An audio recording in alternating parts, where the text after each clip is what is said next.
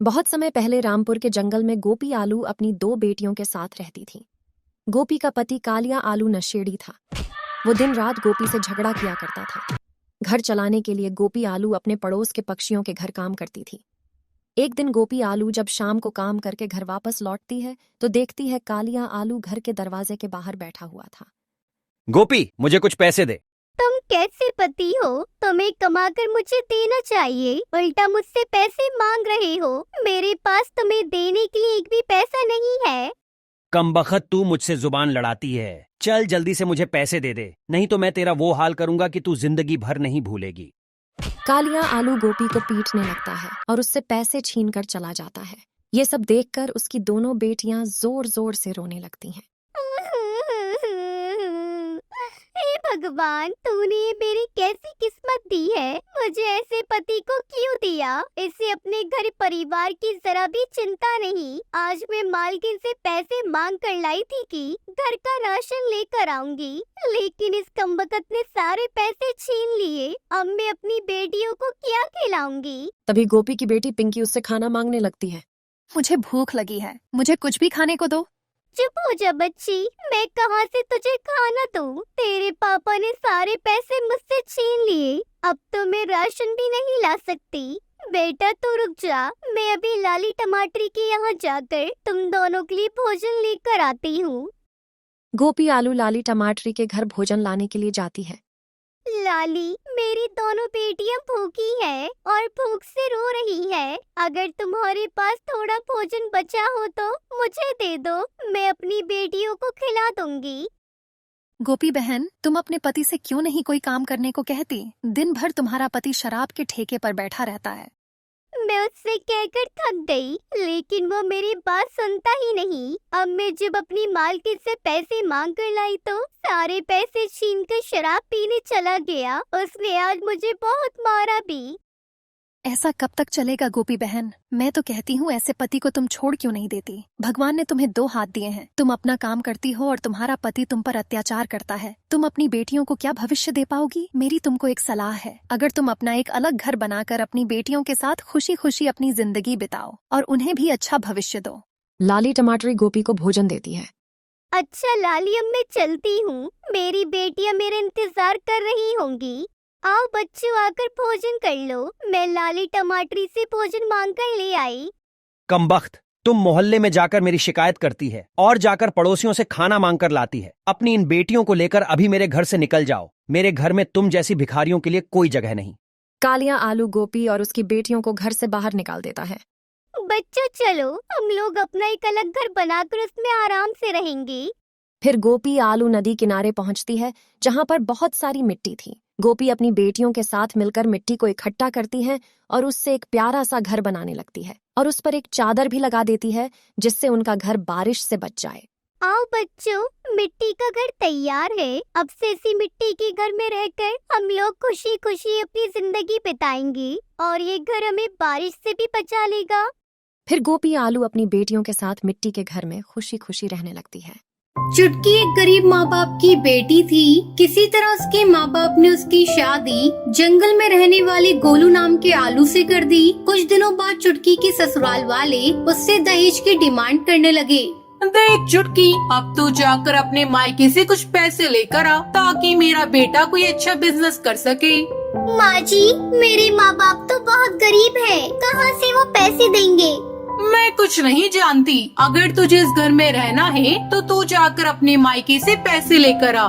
ठीक है माँ जी, मैं जा रही हूँ, लेकिन मुझे नहीं लगता कि मेरे माँ बाप आपकी डिमांड को पूरा कर सकेंगे। अगर तू पैसे लेकर नहीं आएगी तो तू वहीं रह जाना, यहाँ आने की कोशिश भी मत करना। मेरा बेटा जवान है, मैं उसकी दूसरी शादी कर दूंगी। मजबूरी में चुटकी बहू अपने मायके जाती है, लेकिन अपने माँ बाप की हालत देखकर वो उनसे कुछ नहीं कहती। एक दिन चुटकी को उल्टी होने लगती है। क्या हुआ बेटा, तुझे उल्टियाँ क्यों हो रही है? बेटा, मुझे ऐसा लग रहा है जैसे तू माँ बनने वाली है। ये सुनकर चुटकी परेशान हो जाती है और अगले ही दिन अपने ससुराल जाती है। आ बहू आ, ये ले मिठाई खा। तेरी माँ ने पैसे दिए हैं ना, मैं कल ही गोलू का नया बिजनेस स्टार्ट करवा दूंगी। माँ जी, मेरे माँ मुझे कोई पैसे नहीं दिए हैं। उनकी हालत देखकर तुम उनसे पैसों की बात ही नहीं कर पाई। तू यहाँ क्या खड़ी है? चल निकल मेरे घर से। अब मैं अपने बेटे की दूसरी शादी किसी पैसे वाली आलू फैमिली के घर में करूँगी। ऐसा कहकर चुटकी की सास गुलाबो उसे धक्के मारकर घर से बाहर निकाल देती है। चुटकी रोती रोती अपने मायके जाती है और समय आने पर एक नन्ही आलू को जन्म देती है। चुटकी दूसरों के घरों में झाड़ू पोछा करके अपनी बच्ची को पालने लगती है। ऐसे ही कई साल गुजर जाते हैं। एक दिन जब चुटकी की बेटी चिंकी स्कूल से घर आती है। माँ, ये देखो मेरे जूते फट चुके हैं। मेरी सहेलियाँ मेरा मजाक उड़ाती है। मुझे नए जूते ला कर दो, तभी मैं कल स्कूल जाऊंगी। ठीक है बेटा, मैं ला दूंगी, लेकिन 1-2 दिन रुक जा। जैसे ही मुझे महीने के पैसे मिलेंगे मैं तुझे खरीद कर ला दूंगी। ठीक है माँ, मैं 2 दिनों तक इंतजार कर लूंगी। अगर तुमने मेरे नए जूते नहीं लाई तो मैं फिर स्कूल नहीं जाऊंगी। 2 दिनों बाद जब चुटकी चिंकी के लिए जूते खरीद कर लाती है, चिंकी उसे देखकर बहुत खुश हो जाती है। इसी तरह समय बीतने लगता है। चिंकी अब बड़ी हो जाती है। चुटकी को चिंकी की शादी की चिंता सताने लगती है। अब चिंकी शादी के लायक हो गई है।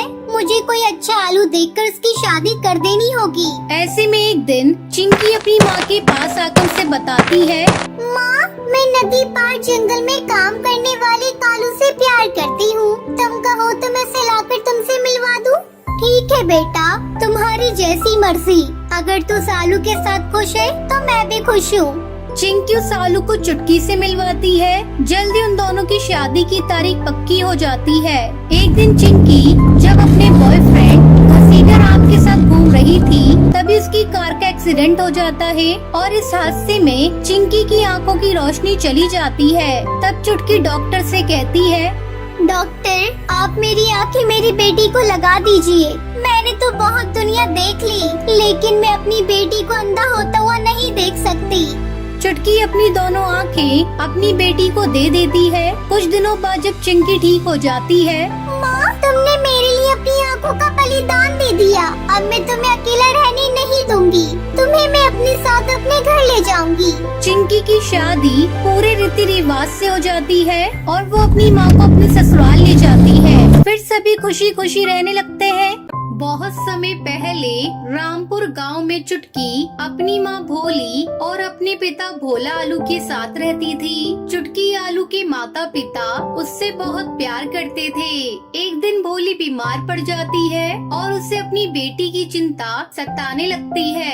ऐसे में एक दिन भोली खिड़की पर बैठी धूप सेक रही थी। तभी वो देखती है कि पड़ोस में रहने वाली लाल मिर्च की सौतेली माँ उसे धक्के देकर घर से बाहर निकाल देती है। ये सब देखकर भोली बहुत डर जाती है और वो सोचने लगती है, अगर मैं मर गई तो मेरी बेटी का क्या होगा? अगर भोला आलू ने दूसरी शादी कर ली तो सौतेली माँ मेरी बेटी को इसी तरह घर से बाहर निकाल देगी। जब शाम को भोला आलू घर लौटता है तो उससे कहती है, सुनो जी, अगर मैं मर गई तो तुम दूसरी शादी मत करना, वरना सौतेली माँ मेरी बेटी पर बहुत अत्याचार करेगी। ये सुनकर भोला आलू से समझाते हुए कहता है, भोली, मरे तुम्हारे दुश्मन, तुम ये कैसी बातें कर रही हो? तुम्हें कुछ नहीं होगा, तुम जल्दी ठीक हो जाओगी। नहीं, तुम्हें आज मुझसे ये वादा करना ही होगा कि मेरे मरने के बाद तुम कभी दूसरी शादी नहीं करोगे। भोली, मैं तुमसे वादा करता हूँ कि मैं कोई दूसरी शादी नहीं करूँगा।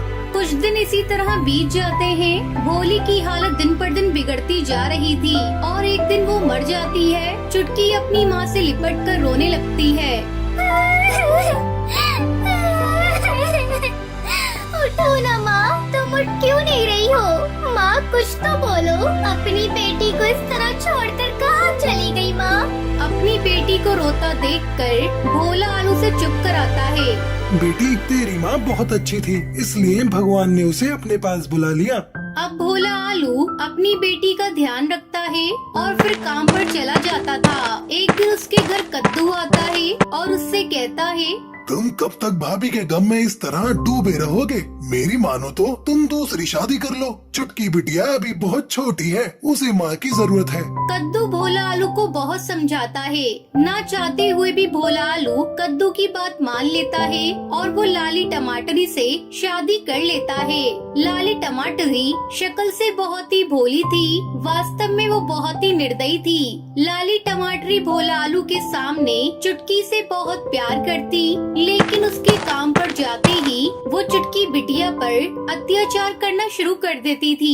एक दिन वो चुटकी से कहती है, अरे ओ महारानी, चल उठा ये झाड़ू और कमरे में झाड़ू लगा, फिर आकर मेरे पैर दबा, और खबरदार अगर तूने अपने बाप से कुछ कहा तो तेरी बोटी बोटी काट कर चील को खिला दूंगी। तेरे बाप को पता भी नहीं चलेगा।